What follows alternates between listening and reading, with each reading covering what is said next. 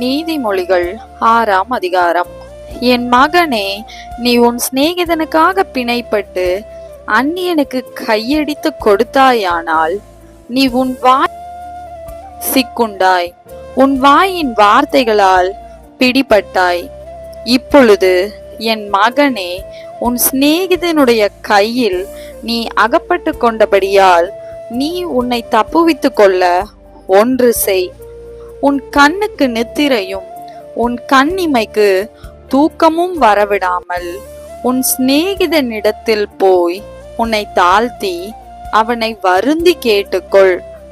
வெளிமான் வேட்டைக்காரன் கைக்கும் குருவி வேடன் கைக்கும் தப்புவது போல நீ உன்னை தப்புவித்துக்கொள். சோம்பேறியே, நீ எறும்பின் இடத்தில் போய் அதன் வழிகளை பார்த்து ஞானத்தை கற்றுக்கொள்.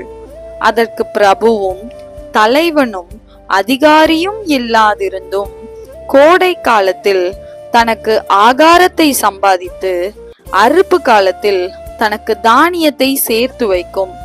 சோம்பேறியே, நீ எவ்வளவு நேரம் படுத்திருப்பாய்? எப்பொழுது உன் தூக்கத்தை விட்டு எழுந்திருப்பாய்? இன்னும் கொஞ்சம் தூங்கட்டும், இன்னும் கொஞ்சம் உறங்கட்டும், இன்னும் கொஞ்சம் கை முடக்கி கொண்டு நித்திரை செய்யட்டும் என்பாயோ? உன் தரித்திரம் வழிபோக்கனை போலவும் உன் வறுமை ஆயுதம் அணிந்தவனைப் போலவும் வரும். பேலியாளின் மனுஷனாகிய ஒரு துன்மார்க்கன் ஆகடியம் பேசி திரிகிறான். அவன் தன் கண்களால் சைகை காட்டி தன் கால்களால் பேசி தன் விரல்களால் போதனை செய்கிறான். அவன் இருதயத்திலோ திரியா வரமுண்டு. இடைவிடாமல் பொல்லாப்பை பிணைத்து வழக்குகளை உண்டு பண்ணுகிறான். ஆகையால் சடுதியில் அவனுக்கு ஆபத்து வரும். சகாயமின்றி சடுதியில் நாசம் அடைவான்.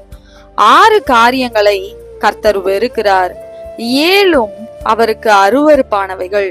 அவையாவன: மீட்டின்மையான கண், பொய் நாவு, குற்றமற்றவர்களுடைய இரத்தம் சிந்தும் கை, துர் ஆலோசனையை பிணைக்கும் இருதயம், தீங்கு செய்வதற்கு விரைந்தோடும் கால், அபத்தம் பேசும் பொய் சாட்சி, சகோதரருக்குள்ளே விரோதத்தை உண்டு பண்ணுதல் ஆகிய இவைகளே. என் மகனே, உன் தகப்பன் கற்பனையை காத்துக்கொள், உன் தாயின் போதகத்தை தள்ளாதே. அவைகளை எப்பொழுதும் உன் இருதயத்திலே அணிந்து அவைகளை உன் கழுத்திலே கட்டிக்கொள். நீ நடக்கும் போது அது உனக்கு வழிகாட்டும், நீ படுக்கும் போது அது உன்னை காப்பாற்றும், நீ விழிக்கும் போது அது உன்னோடே சம்பாஷிக்கும். கட்டளையே விளக்கு, வேதமே வெளிச்சம், போதக சிற்சையே ஜீவவழி. அது உன்னை துன்மார்க்க ஸ்திரீக்கும் இச்சகம் பேசும் நாவையுடைய பரஸ்திரீக்கும் விலக்கி காக்கும்.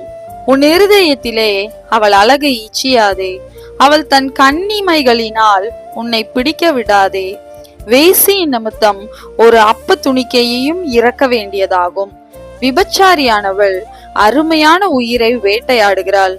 தன் வஸ்திரம் வேகாமல் மடியிலே எவனாவது நெருப்பை வைத்துக் கொள்ள கூடுமோ?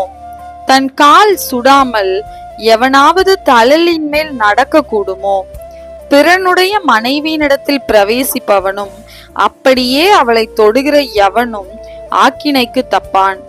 திருடன் தன் பசியை ஆற்ற திருடினால் ஜனங்கள் அவனை இகழ மாட்டார்கள். அவன் கண்டுபிடிக்கப்பட்டால் 7 மடங்கு கொடுத்து தீர வேண்டும். தன் வீட்டில் உள்ள பொருட்களை எல்லாம் கொடுக்க வேண்டியதாகும். ஸ்திரீயுடனே விபசாரம் பண்ணுகிறவன் மதி கெட்டவன். அப்படி செய்கிறவன் தன் ஆத்துமாவை கெடுத்து போடுகிறான். வாதையையும் லட்சையையும் அடைவான். அவன் நிந்தை ஒழியாது. ஸ்திரீயை பற்றிய எரிச்சல் புருஷனுக்கு மூர்க்கத்தை உண்டு பண்ணும். அவன் பழி வாங்கும் நாளில் தப்ப விடான். அவன் எந்த ஈட்டையும் பாரான்.